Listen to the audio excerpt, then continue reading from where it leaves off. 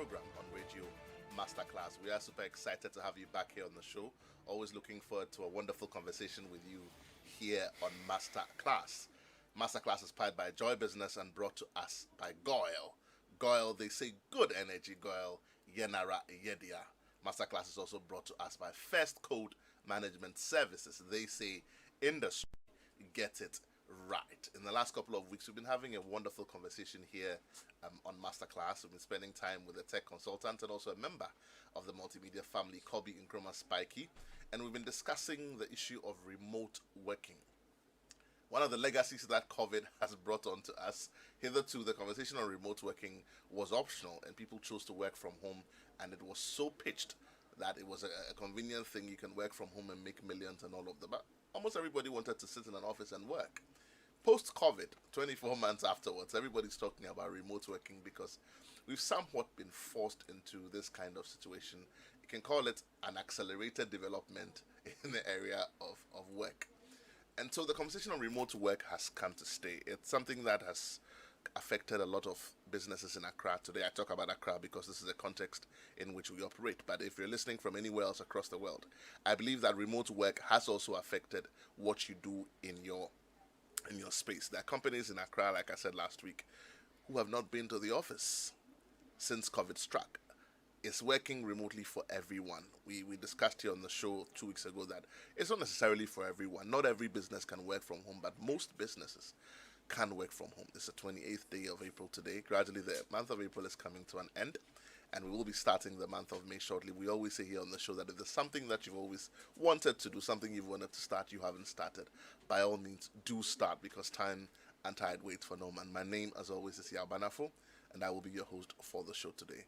I'm privileged again to be joined today on this show by Kobby Nkrumah. Kobby, you're welcome back to the show. Thank you very much, Al. I'm super excited. I remember last week we started a certain conversation on the threats that exist within the cybersecurity arena and cybercrime, and it was so daunting. You know, at some point we had a caller call in and say, "So yeah, and Kobby, I mean, now that you tell us what dangers exist in addition to what we know, so what should we do?" It almost felt like a helpless situation, and we did share some thoughts on that. But today we're sort of rounding up that conversation, if you like, and we're also going to be looking at the brighter side.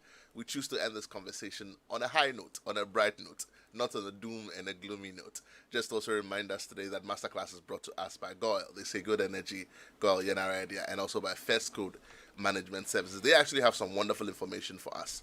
And so in these moments of increasing uncertainties, firms are compelled to seek tailor-made solutions to reduce their risk and grow their businesses.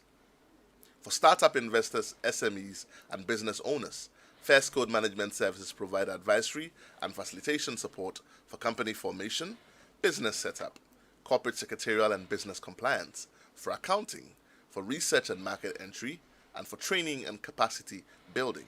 First Code Management Services are your first point of call for any of your management support services. So talk to us today or call us on 0302 297 2263 or 0302 297 2264. Locate us at 60A Westlands Boulevard, West Legon, or visit us at www.firstcodelimited.com.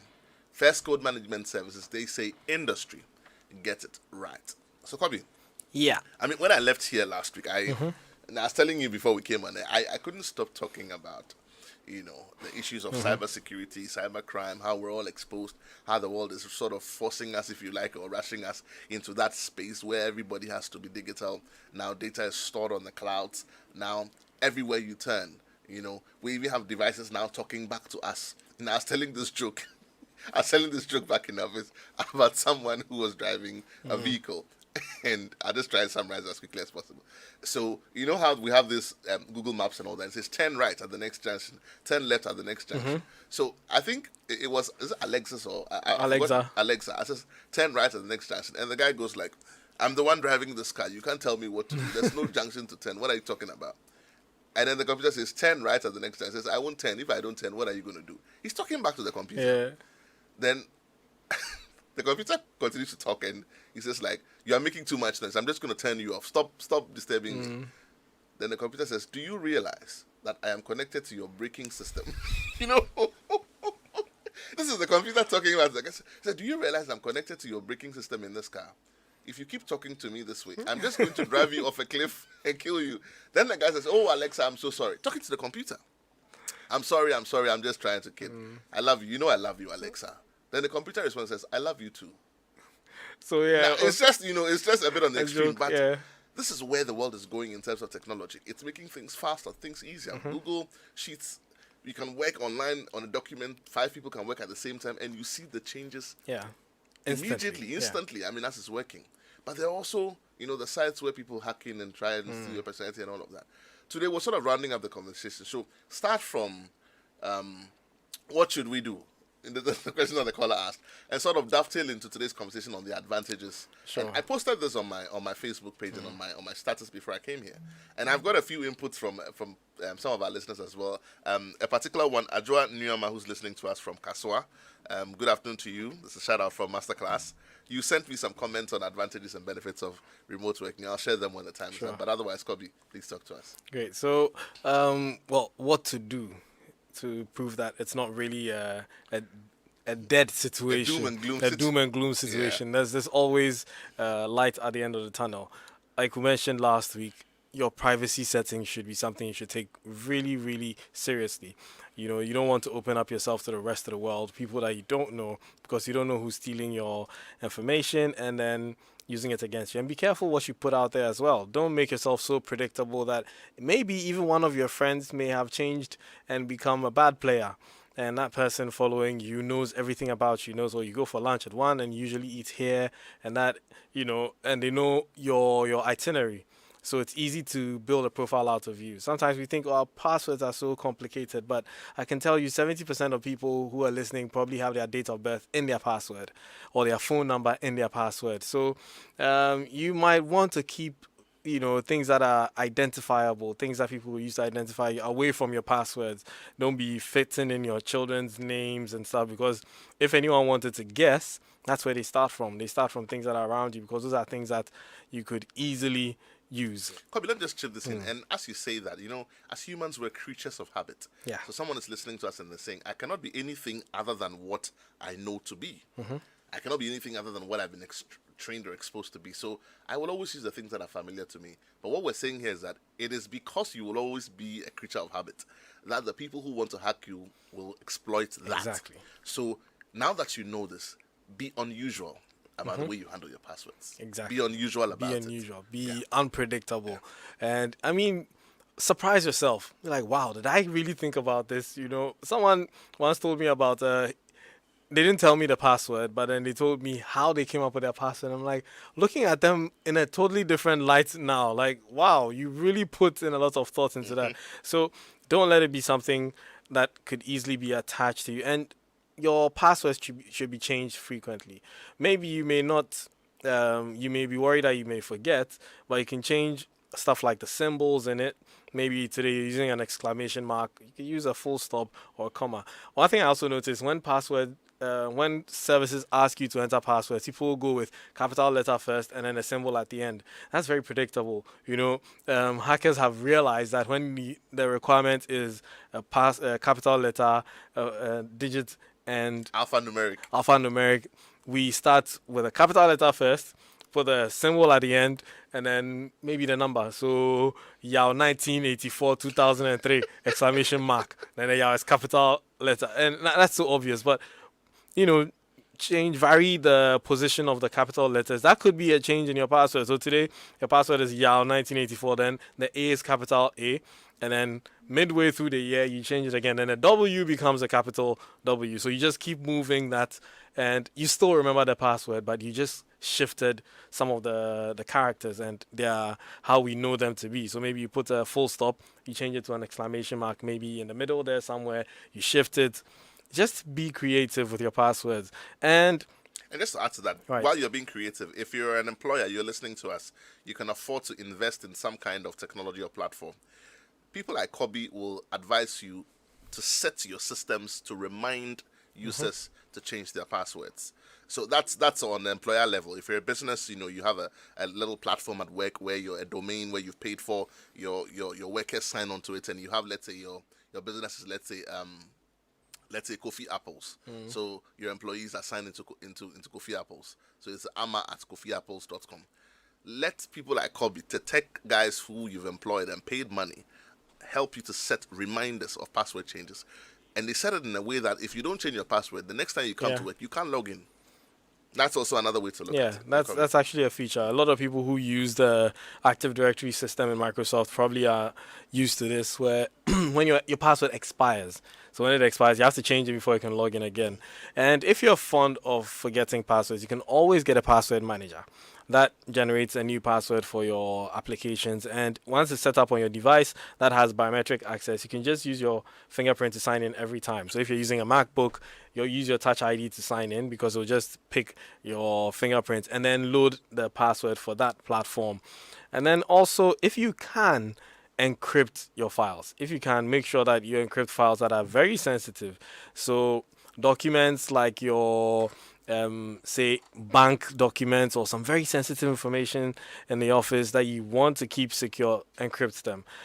Most computers come with encryption built in, but if you want added security, you can download an encryption software. I'm not going to recommend any of them because they're not paying us, but you can read reviews. I always say read the reviews from the independent sources. Don't go to the person's website and I'm going to read the reviews on their website. Obviously, I'd want myself to look good, so I'll put only the good reviews there. But even with the encryption, I mean, for those who are listening to us, on the corporate side, yes. I mean, the way the encryption will apply, it's just a very enhanced form of lock or lock key. The way you put passwords on every app on your phone, you see that WhatsApp on your phone, the one you have that a you don't password. want your child to pick your phone and just go straight to your pictures or your WhatsApp, Just your or child. that secret file you have on your phone where you don't want somebody to see. And people put passwords on everything, password on password on password. That's encryption. Put those encryptions on every document you consider valuable. Yeah. So that even if somebody gets it, they can't access Kobby, it. talk to us about remote wipe before you go on. Right. For phones. For phones, Yeah, yes. for devices. So this is very important because recently someone brought a phone to me and they had locked it. They locked themselves out because they forgot the password. I'm like, oh, did you set up your iCloud? They said no. And one thing, if you're using an iPhone and you set up your iCloud, make sure your Find My iPhone is on, because with that, you can do a remote wipe. If you're using an Android and you have your Google account set up, you can also use that to do remote wipe. If it's a Samsung, you can set up, you should, and I entreat, you should set up your Samsung account on a Samsung phone, because it could save you, one, if you forget your password, and it could also help you find your phone. It can help you wipe it. There are more features in that than most of these other softwares, most of these companies. But a lot of people don't set them up. So if you're using a Samsung phone, I entreat you right now to set up a Samsung account. You'll thank me later. If you ever forget your password or if you lose your phone, even your last calls, you can access them all on there. So make sure that you set it up, and it would help you. And for your computers, there's a software called Prey, Prey. So if you're a company or an employer, you can install it. You can pre-install it on your employees' computers. That also allows you to be able to remotely wipe computers that are stolen. You can track them. That's if the person manages to connect to the internet. But if that's not a possibility, you can actually initiate a wipe. Okay, so I think that for the rest of the benefits, for the rest of the information on what do you do, I think that people can go and find out a bit more about that. Or you can Let's tweet talk at about me the and I'll tell you. benefits. The benefits today, the advantages of remote working. You said we'll end on a good note, so let's start with the disadvantages so that we'll go Fair, into the, the benefits. Yeah, let's go ahead. So the disadvantages of remote work is one thing that I remember in the beginning I said everyone needs to know themselves. There's some people who cannot discipline themselves to work remotely.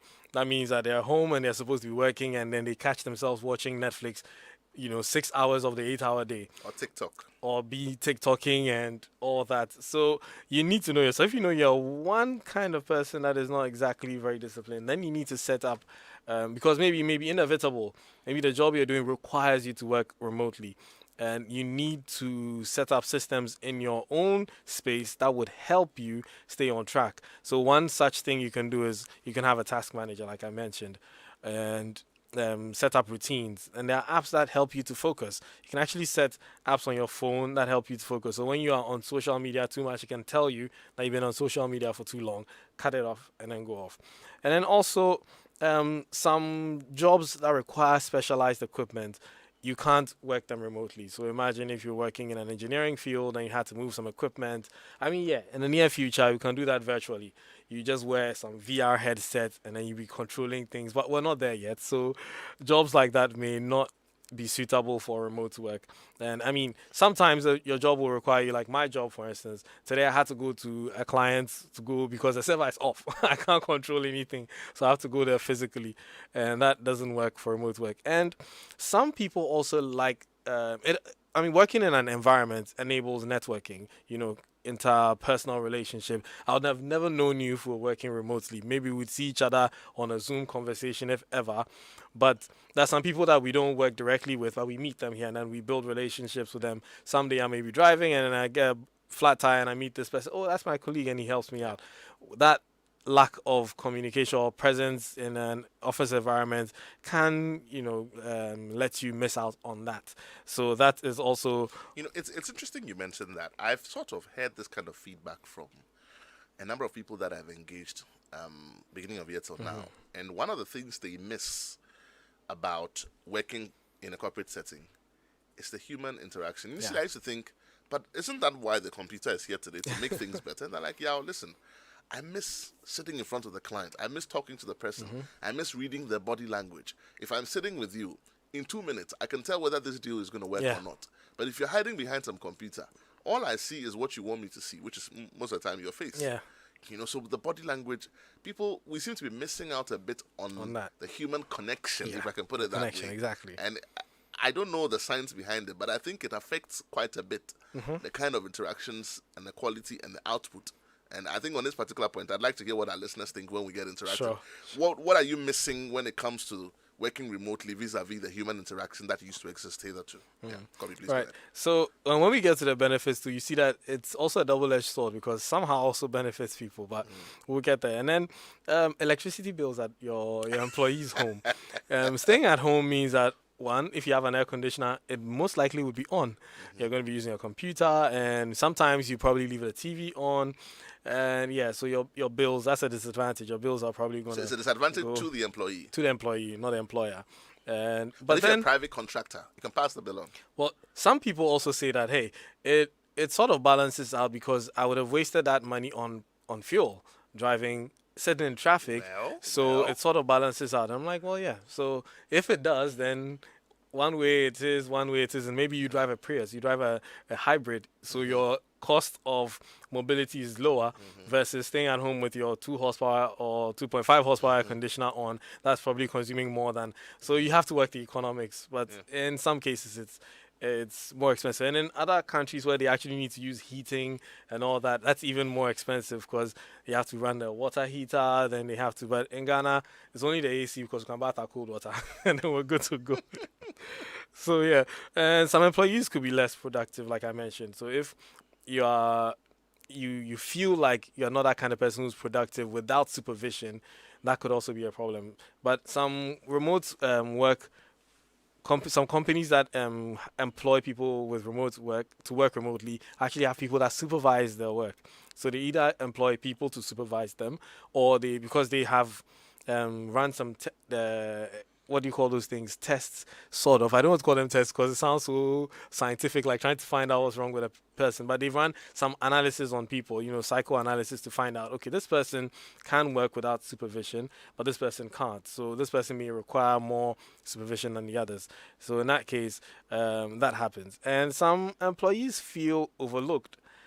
Some like to get that kind of feedback like, oh, good job, And in remote work environments, you may not be getting that kind of pat on the back. You get a star. You probably get a star or a thumbs up or a like. And then, it's impersonal. It's impersonal. So, you don't get that feeling that, hey, I'm really working, and that may reduce that person's inputs. And some also may begin to feel isolated because there's nobody saying hi to them. Once again, the interpersonal relationship. And it also leads to it being harder to build team spirit. Right. Because, I worked with a team, the graphics team, and the most awesome people. Anytime I'm with them, there's that vim that comes with the boys. Everybody's saying something, morale, and it just inspires you to do stuff. And when you're on your own and maybe you have a creative block, maybe you work in a creative space, you have a creative block. If you were in a team, you could go look at someone's work and then you get an idea, or the person can come look at your work and be like, why don't you change this color or move this here? And then you get that. But it's difficult to send that to someone and wait for the person to send it back, and it's not there. Sometimes so we're you losing also a bit of the color sitting behind all these screens, Yeah. isn't it? and then yes, and like real-time feedback from people who are looking, oh wow, this is dope. Maybe sometimes you quickly made a change and you didn't even see how it looked, but someone who was looking over your shoulder saw it and was like, yo, this was dope, let's keep it. And then you're like, oh really? Yeah. And then you have that going on. But when you don't have that person looking over your shoulder, it sometimes affects your outputs, and that could also result in a disadvantage in remote work. As you speak, something comes to my mind that I've always said that this whole agenda of digitization and moving online and doing things on screen and remote working, it must be considered in relevant context. And when I say context, it's happening all over the world, but the development all over the world is not at the same level. True. And so I speak of Ghana because this is where I live. I always say that we must make room for the transition period. So I call it transition blues. Let's bring it home to the conversation. If I'm supposed to work remotely because by regulation there's a lockdown, there's COVID, I need to work from home. It pushes all of us into a situation we are not prepared for, but have to make do with.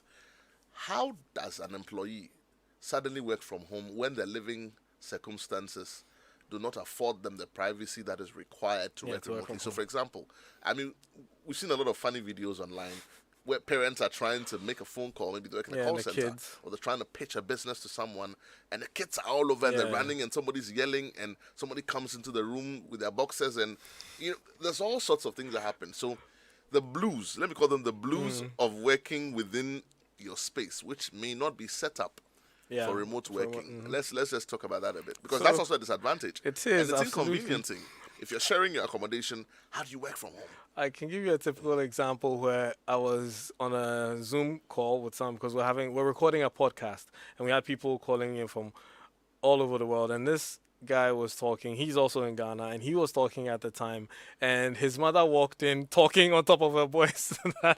And There you go. did you want now your computer? And he was trying to signal his mom. And this was his business colleagues, man. And he was really he was making a point. And it was unfortunate for him. Well, it was fortunate, first of all, because the other people didn't speak Twi. I spoke Twi, so I understood. And, he's like, oh, I'm sorry about that. That was... that was my mother. Oh, don't mind her. Don't worry. And I was like, so... and that's a disadvantage, yes, because some people may be living in a very small space and they have to for a lot of people. Yeah, they have to share the space. So imagine, where you mount the camera prevents your roommates from probably walking around because they're probably rocking their boxers or something. They have to creep, they have to tiptoe. It's inconveniencing for people. But on that same subject, Kobby, last week, again, after this conversation, a colleague of mine, we're talking about remote work, and he says to me, yeah, I have a colleague who lives in another country. And this is something for employers to also look at and consider. I know that we're in a transition period, so I can't expect everyone to do the same things because capacities vary and they're different. But he says, yeah, I'm sitting at home, and my employer says to work remotely for the next 2 months until further notice. And he sent me a setup. And based on what they do, I'm not saying it's standard for everyone. 3 screens, brackets, braces, a router, earphones, a chair, an ergonomic chair, a desk. They brought people home to set up power systems. It's like, they just came to my house. They called me and said, we're sending a team, and they've set me up. I have no excuse, I have to work. Exactly. Now, I'm sure that a lot of people in Ghana would love for that to happen. Some companies in Ghana actually did this. I worked with a company in Ghana that moment this happened, and they actually packed up, everybody carry a computer, set them up with UPSs, gave them routers, internet, and everything. So they sent us around to every person's house to set them up in a place that would be convenient for them and make sure that they're always online, data and everything. And it worked. To be very honest, they are my success story when it comes to remote work, because it was a transition that did not take more than 24 hours because the work was already happening in the office. The setting just changed to home. Now, the only thing that they needed was collaborative software and a system that could help people track what's So happening. while we're in the transition, it's a disadvantage for the employee and also somewhat for the employer because Yeah. it's they have to dish out the cash and do these setups Yeah. where they didn't exist before. Exactly. You know. So yeah, that's a disadvantage for Let's the just share maybe two more disadvantages and then let's go to the bright side and then we can get interactive. So Just to remind our listeners also, if you've just tuned in, this is Masterclass coming to you right here on your Superstation Joy 99.7. It's brought to us by First Code Management Services. They say industry, get it right. And it's also brought to us by Goyle. Goyle, they say good energy. Goyle, Yanara Yedia. Kobby. So the last two disadvantages, one would be the transition time, getting your team from the office to home, because you lose productive hours. People, oh, my computer is not working, my internet is not working, power is out. This is the time when you're trying to iron out all the problems. So productive hours are lost during that time. So mostly what happens is that you have a backup team that's working, trying to buffer those who are being migrated. And once they are set up and they are moving, then you move to the backup team and then you set them up as well. So that it sort of acts as a buffer between the transition period to the final remote period. And the final one is what lots of Ghanaian employers had issues with. How do I know that he's not sitting Watching in Netflix. his bedroom with his feet up and then telling me that, oh yes, I'm working on it? How do I know? I want to make sure that I can see him. And there was softwares. I remember a couple of my friends out in the States and all, when they were writing exam, they were using Proctoring Softwares, where you literally had to sit down. The software will be looking, the camera through, looking at your eyes to make sure that you're paying attention to that screen. You don't have any other application open on a computer. Oh, Charlie. So much, and this was for people writing an exam. If you connect any accessory to the computer, I can tell, and it could, cause a problem. And it's people tried to beat the system, but I mean, obviously they'll find a solution. But the core of it was that it worked for them. They were able to, make sure that people who were taking the exam were not cheating.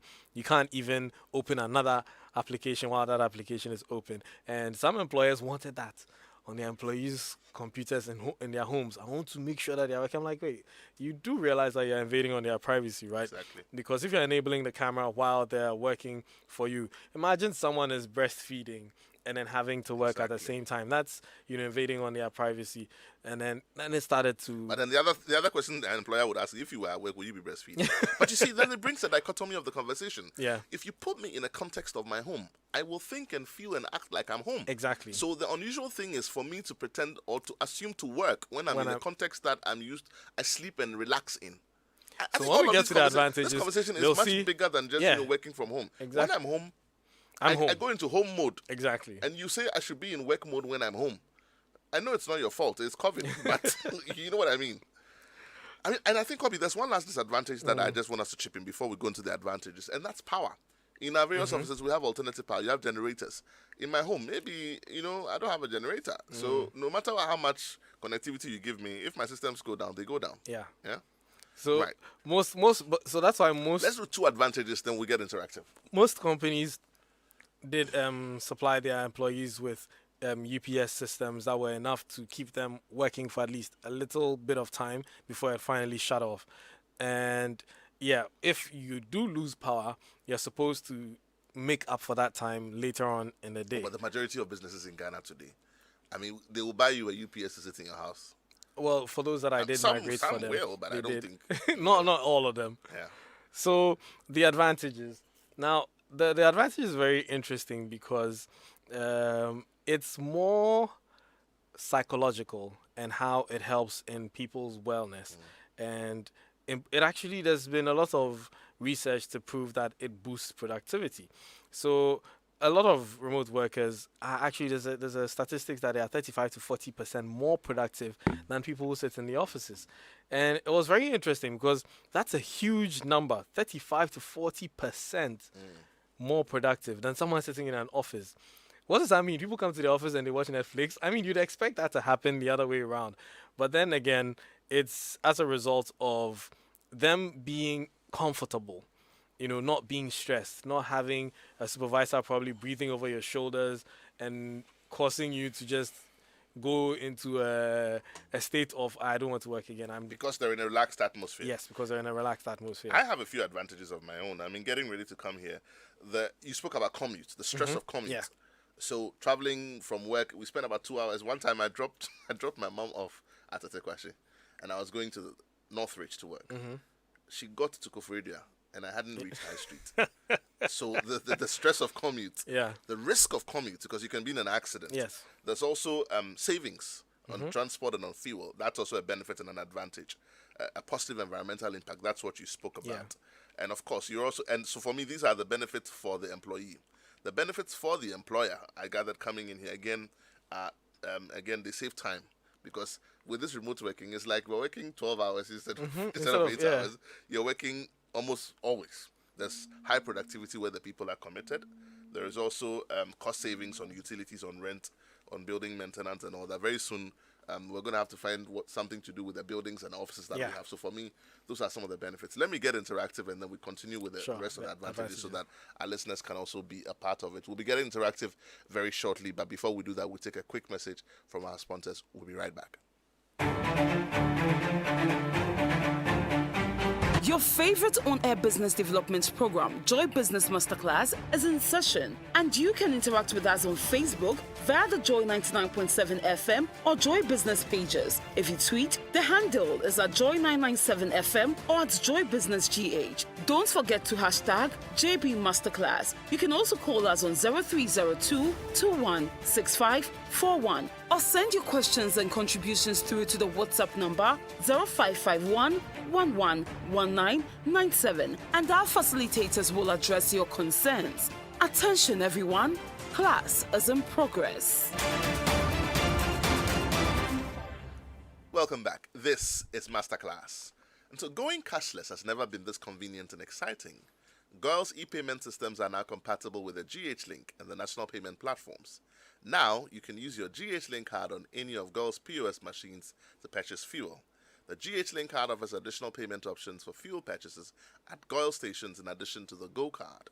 Every fuel purchase is recorded automatically on your monthly bank statements, helping cardholders track and manage their expenses.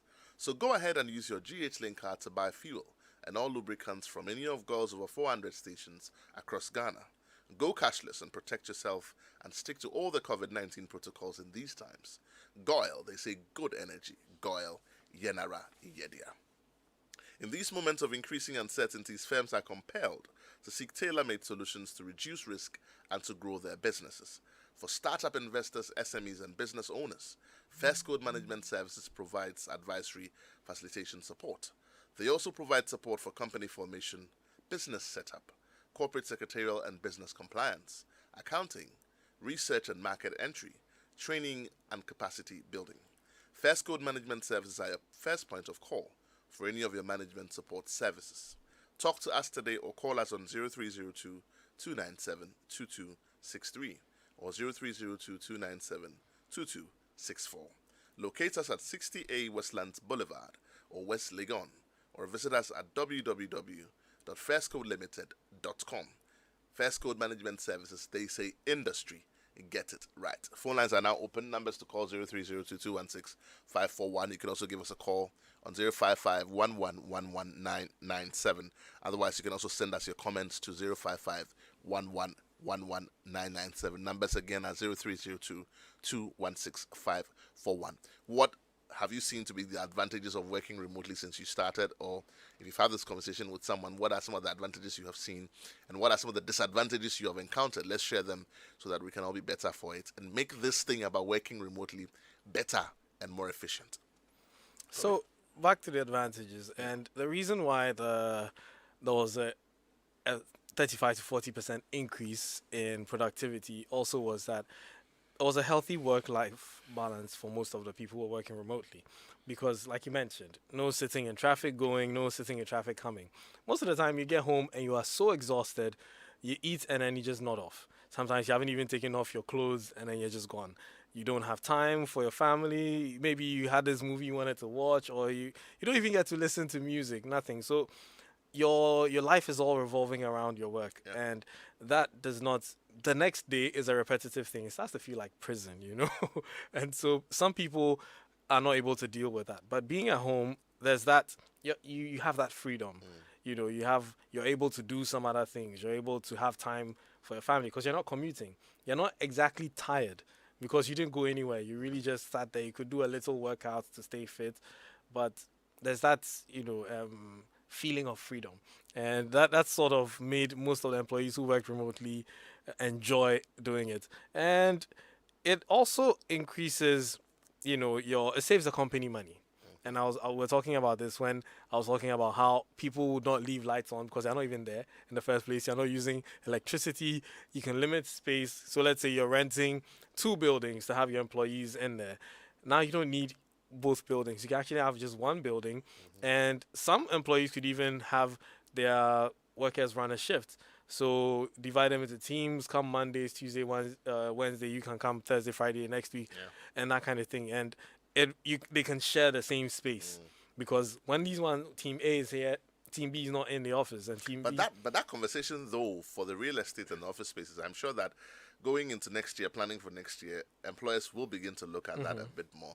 Let me just put these numbers out again. Numbers to call 0302216541. We're interactive now. This is Masterclass, and we're looking at the advantages and disadvantages, if you like, of remote working. What has your personal experience been? Pick up that phone and give us a call, 0302216541, or you can send us your comments on 055-1111-997. We're also streaming live on Facebook, so you can also post your questions there, and the team will let us have it and read your questions out. 0302216541. Yes, Kobby. So also a lot of companies who allow for remote work, you can actually get the best of talent if your work environment is enabled for remote work, because you're not limited to only people in your country or in your city. I could be living in Kumasi but be a very good software developer and be working for you via remote. But maybe you just want someone who's in Accra because you want to be able to see the person. So you're missing out on that Let me talent. ask you this question, Kobby. I mean, when I was preparing for this show, one of the things I saw as being the advantages is for the employer is office politics, the absence of it.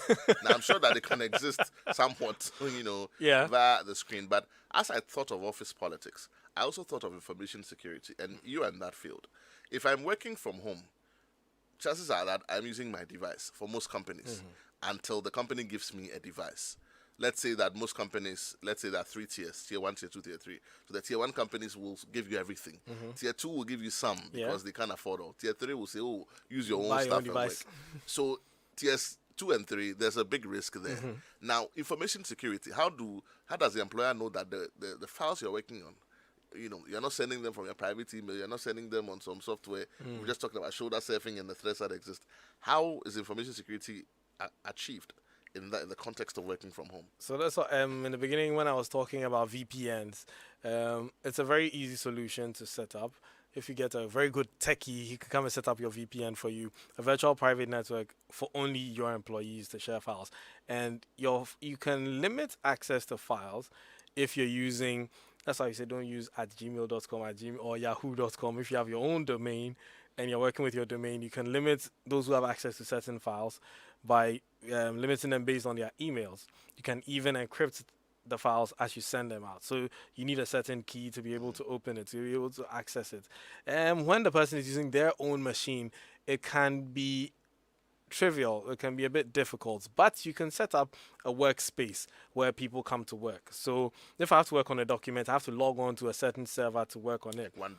Like OneDrive or like Google Drive or anything. And once you have that limited, that setup, it limits people from sharing the file outside of the workspace. And there's so many security policies you can enable to prevent people from sharing files. They can share files, it gets out there and the person can have access. You can even trace those files that have been shared. So there's a lot of securities that, policies that you can look into and employ if you want to secure your documents like that. I remember, especially in the banking sector, the machines are very secure. You have all these BIOS passwords. You have the OS itself has its own security.